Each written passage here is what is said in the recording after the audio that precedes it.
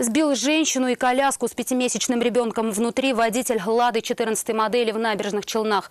Дорога была не основной, но знаки, извещающие о пешеходном переходе, на месте. И дорогу женщина переходила по всем правилам.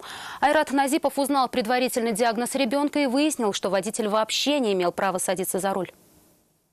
Молодая мама с ребенком в коляске только ступила на пешеходный переход, как их сбила «Лада». Водитель не смог остановить легковушку. Жена в поликлинику пошла на прием. Позвонила, говорит, что машина сбила, говорит, не все. Не останавливалась, говорит, ехала и все, говорит.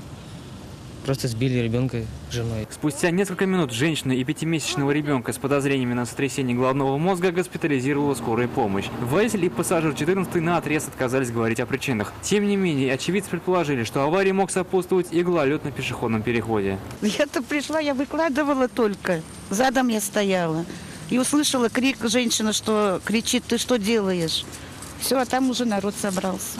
Я сам хожу с ребенком отсюда, но да, бывает водители, кто не останавливается. Плюс еще здесь дорога, гололед, очень редко чистят, и получается всегда проблемы получаются. И водители не могут тормозить, и пешеходам трудно передвигаться. Автоинспекторы обратили внимание на очень короткий тормозной путь автомобиля и предположили, что женщину-водитель заметил слишком поздно. К тому же стало ясно, что мужчина вообще не имел права садиться за руль. Срок действия его водительского удостоверения закончился, а новый он не получал. Автомобиль отправили на штрафстоянку. За езду без прав мужчине грозит штраф 15 тысяч рублей. Ответственность за наезд на людей будет определяться с учетом тяжести травм, полученных пострадавшими. Айрат Назипов, Любовь Захарова и Андрей Буслаков. Вызов 112.